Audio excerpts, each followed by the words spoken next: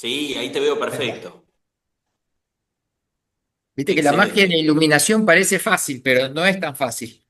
No, no, no, eso es para expertos. Bueno, Ve, ve. muchísimas gracias a todos los que se están conectando una vez más. Hoy tenemos la oportunidad de conversar con Fernando Ruiz. Él es doctor en comunicación, es licenciado en ciencias políticas, es experto en la relación entre el periodismo y la democracia. Muchísimos años estudiándolo, siguiéndolo paso a paso. Además es expresidente y miembro fundador de FOPEA, del Foro de Periodismo Argentino. Y hace un tiempo relativamente corto tiene un nuevo desafío como ombudsman en perfil, este defensor del lector, ¿no? Que Flavia Powers decía ese gran ausente, ¿no? De los medios argentinos. Fernando, te agradezco muchísimo por tu tiempo.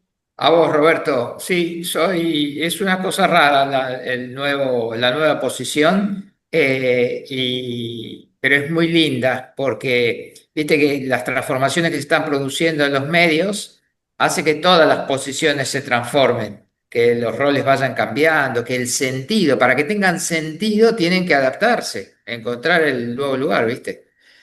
Y me gustó también que la cites a Flavia, que Powells, que ha estudiado tanto esto y ya me he reunido con ella y charlado a ver qué le parece, por dónde puede ir el tema, ¿no? Así que yo estoy en una búsqueda. Ya voy por mi cuarta o quinta columna, pero voy por una búsqueda.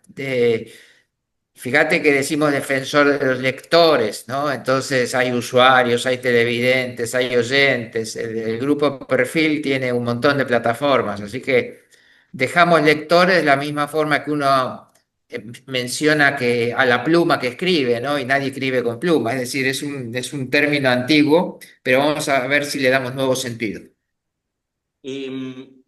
A ver, ¿de qué tenés que defender a los lectores? ¿Cuáles son los riesgos, cuáles son los desafíos a los cuales se enfrenta? Porque muchas veces hablamos de los desafíos del periodismo, pero no se habla tanto de los desafíos de los lectores o de las audiencias. Sí, claramente. Bueno, a mí siempre me ha parecido que un buen aporte a los lectores es explicar y abrir la puerta de cómo funciona el periodismo, ¿no? Y ese abrir la puerta tiene que ver también con las limitaciones que hay. O sea, la idea de el periodismo hoy se está dando unas condiciones de restricción muy altas y lo que se puede hacer es esto en esas condiciones. O sea, ese pacto de lectura, yo de alguna forma creo que forma parte de la defensa del lector. Decir, bueno, mire, esto es lo que ustedes están recibiendo, porque estas son las condiciones de producción, de realización, el contexto. Y a partir de ahí tratar de levantar un poco, ¿no? O sea, tratar de promover una conversación en el mundo profesional que con las limitaciones que tengamos se puedan hacer mejor las cosas. Porque muchas veces, como vos lo sabés, Roberto, eh, para cuando las cosas no se hacen del todo bien, no es tanto quizá por la voluntad de hacer las cosas de esa forma, sino porque no hubo una conversación previa, no hubo un diálogo que permitió una especie de comunidad de aprendizaje que a partir de ahí se decide cómo podemos hacer con las limitaciones que tenemos para hacer mejor periodismo. Me meto en las últimas dos columnas que escribiste. Me gusta muchísimo que vas haciendo referencias a las columnas anteriores, entonces uno lo puede ir leyendo de manera conectada, ¿no? En Claro. cadena. Las últimas dos fueron los periodistas en baja, los influencers en alza, perdón, y del periodismo baby boomer al Z. Arranco un poco por esta última parte que me parece que están conectadas los dos artículos, ¿no? ¿Qué es lo más valioso que para vos le aporta cada una de estas generaciones que hoy están dentro de las redacciones y que se van cruzando, ¿no? Quizás hay una distancia de hasta 20 años puede llegar a haber, Sí, yo te o diría más. más, Roberto, porque mirá, podés tener personas que están en los 60, que están en los cargos directivos o Claro. gran parte, y los nuevos que están en la década del 20, ¿viste? Yo ahí menciono grandes redacciones de historia argentina que se crearon con ese mix, que no es que, ¿viste? Siempre está la generación todo, ¿no? Que a veces para los veteranos ellos son los sabelotodos, para los más jóvenes son ellos los sabelotodos. Y la verdad es que la realidad es tan compleja, Roberto, que si no se da ese diálogo intergeneracional, no la entendés. Viste que cuando yo ya soy veterano, ¿no? Y entonces yo empecé a entender muchas situaciones de la vida con la edad. Obviamente, estoy diciendo una pavada, pero es así. O sea, cuando vos tenés 60 años, vos decís, bueno, es verdad, pero esto era así. Por esto pasaba eso. Entonces, cuando vos tenés que interpretar para una sociedad la realidad, ese diálogo intergeneracional es clave, es decisivo, porque tenés la frescura y la mirada nueva, ardiente de los jóvenes, y también tenés la mirada más de largo plazo, obvio, de los veteranos, ¿no? Por eso yo hago el ejemplo del Mundial. Ahora que hay que cubrir el Mundial del 2026, que va a ser un lío bárbaro, porque para mí es demasiado expandido en la geografía el Mundial, pero no importa. Eh, Mirá la mirada del tipo que es su sexto Mundial que está cubriendo. Y también combinarla con la mirada del tipo que está sorprendiendo porque tiene su primer Mundial, está cubriendo, entonces tiene la mirada con la frescura absoluta. Esa combinación es clave, Claro. ¿no? Ahora, uno tendería, y creo que muchas veces se simplifica de esta manera, a pensar que cada periodista puede hablarle solamente a su misma generación, como si el periodista joven fuera aquel que tiene como función poder dialogar con personas de su misma edad o de la misma década y los periodistas más grandes lo mismo con su edad. Pero en realidad vos lo que planteás es otra cosa. Vos decís, Claro, en esa síntesis se produce algo nuevo, una algo magia nuevo. creadora, ¿no? Lo llamás.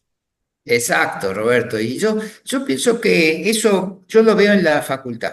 Yo soy sobre todo un profe, ¿no? Y entonces yo estoy cada vez más viejo y los alumnos tienen siempre la misma Es edad. tremendo eso, sí, me pasa lo Entonces, mismo. imagínate, ya te pasa. Y yo me di cuenta cuándo ellos me escuchan y cuándo no. Vos también te pasará lo mismo en clase. Y ellos tienen razón cuando no te escuchan y tienen razón cuando te escuchan. Es decir, cuando no te están escuchando es porque vos sabés que no está medio, no es ni relevante lo que le estás diciendo, ni está bien dicho. Pero cuando vos juntás esa relevancia con esa capacidad de comunicación, ellos te escuchan.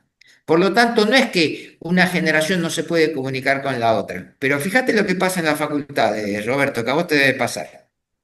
Sobre todo en periodismo, enseñando periodismo. El periodismo de hoy, que se hace hoy, no se enseña, no podemos enseñarlo los veteranos en la facultad, eh, porque le falta mucho de lo nuevo. Entonces, ¿cómo se enseña el periodismo? Se genera en las aulas un diálogo intergeneracional. Y en ese diálogo intergeneracional se va ajustando cómo el periodismo debe funcionar hoy. ¿Tá? Porque no es, o sea, no es la clase donde el veterano va a contarle al péndex cómo son las cosas, ¿no? Al contrario, es el diálogo del veterano y del péndex el que va diciendo, bueno, el periodismo hoy es así. Porque, a ver, para yo tener una eficaz comunicación periodística en TikTok, Roberto, tengo que nacer de vuelta. ¿Entendés? O sea, yo no puedo, y no podemos hablar del periodismo fuera de TikTok, es decir, no, las plataformas nuevas que crecen son esos lugares donde tiene que haber periodismo. Así que esa conciliación intergeneracional para mí me parece clave. Vos ahí, a ver, lo conecto con el otro artículo, obviamente, que tiene que ver con los influencers, que vos, lejos de tener una mirada pesimista sobre eso, en algún punto rescatás el uso de las herramientas, ¿no? Y decís, bueno, el periodismo lo que tendría que hacer es mirar atentamente, bucear en ese universo, en esa experiencia que han tenido los influencers para poder capturar elementos que nos permitan mejorar nuestro trabajo. Es un poco, ¿te interpreté bien? ¿Es un Sí, poco sí, esa la exacto, lógica? exacto, exacto, es eso, o sea, es gran parte de la solución del periodismo en el futuro es esa. Eh, por supuesto, incorporando los estándares de la calidad periodística a las nuevas plataformas. Pero viste cómo son, cuando salen las nuevas plataformas, los periodistas más profesionales tienden tardan en entrar a las nuevas plataformas, porque están más establecidas en las anteriores plataformas. Y entonces, Claro. ¿qué pasa? Sale una nueva plataforma y hay muchos nuevos comunicadores y hay pocos periodistas. Pero a la larga, los periodistas van subiendo esa escalerita de las nuevas plataformas, porque además no te puedes pelear con el futuro, Roberto. A mí me encanta porque la utilizás también a Mirta Legrand, ¿no? Como Sí. una de las figuras que ha pasado por todas las plataformas y una Tremendo. cierta modernidad constante, ¿no? Tremendo, y no me extrañaría. El único problema de Mirta que no podía ser en vivo el streaming, ese es el único problema para no.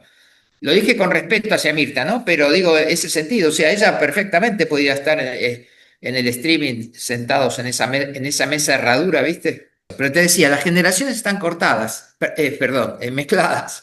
¿Qué quiere decir? Hay gente de 20 que tiene una cultura muy tradicional y gente de 60 que tiene una cultura más transformadora. También pasa eso, como siempre, ¿no? En todas las cosas. Vos lo que Sí. marcás es la distinción o el debate entre el activismo y el periodismo, ¿no? En el encuentro, valga la redundancia, un punto de apoyo para entenderlo. Sí, un deslizamiento continuo. Siempre se produce ese deslizamiento continuo, ¿no? Porque hay muchos que pasan por objetivos, por ser periodistas objetivos, pero a veces practican una objetividad facciosa, donde es una militancia encubierta a partir de los valores de objetividad. Y entonces hacen, viste, lo que se llama eso, ventriloquismo periodístico. ¿Tá? Yo busco a la gente que va a decir lo que yo quiero, que es un clásico en el mundo, no estoy hablando de Argentina, el periodismo es permanente eso. Entonces, ese ventriloquismo es también una forma de militancia, ¿tá? Y a mí me preocupa, por ejemplo, con el gobierno de Milei. El gobierno de Milei hay muchas personas que a partir de gestos objetivos de Milei y otros más subjetivos, empiezan a decir, este gobierno es un peligro atómico. Entonces, hay que oponerse. Y hay grados de oposición, ¿no? Estamos desde, queremos que se vaya hoy, vamos a resistir 4 años, hasta vamos a torpedear todo lo que se pueda, ¿no? Distintos grados. Y entonces, algunos periodistas y medios que consideran que son equilibrados están deslizados hacia un periodismo militante en esa línea, ¿no? Periodismo militante porque sostenemos la resistencia, porque queremos que se vaya hoy o porque queremos que las iniciativas políticas fracasen y que su economía también no le vaya bien. Y entonces, de alguna forma, las armas periodísticas se utilizan con ese objetivo. Y por supuesto también del lado a favor del oficialismo, ¿no? Entonces, muchas veces nos creemos profesionales y somos militantes. Y eso es frecuente en el periodismo mundial, Fernando, ¿no? te Te hago la última deslizás. pregunta Sí, y te agradezco enormemente, como siempre, tu tiempo. Hay una cuestión que también mencionás y que me parece clave para este momento, que es la cuestión, no lo nombrás con esta palabra, pero es el negocio de los medios, ¿no? Y la monetización de los contenidos y cómo ha ido cambiando influencer, ¿no? En el caso de quienes no son periodistas, puedan recibir dinero desde las plataformas. ¿Debilita a los medios de comunicación? ¿Debilita la estructura de medios? no, a ver, son las reglas nuevas de juego. Eh, Forma parte de las fuentes de monetización. Los medios en este ecosistema tendrán que adaptarse, pero esa bienvenida, esa fuente de financiamiento, ¿no? Igual es bastante escasa, te digo. Eh, pero qué sé yo no tengo mucho acceso a las cuentas. Viste que en los medios se habla mucho de la economía de los medios, pero nadie muestra un balance, ¿no? Entonces es difícil saber la posta ahí. Pero Tal yo cual. los datos que me han contado de buena fuente de las principales empresas hoy de streaming, el 10%, el 15% de sus ingresos viene de las plataformas, el resto viene directamente de marcas, ¿no? Así que, pero bueno, va, por supuesto que es una fuente útil y que además los medios tendrán que tratar de adaptarse también, como siempre, ¿no? Es un ecosistema de continua adaptación. Fernando, te agradezco enormemente, tu tiempo, Roberto, todos a tus vos. conocimientos. Vamos a seguir bien de cerca este nuevo desafío, que tenés ahí defendiendo a los lectores.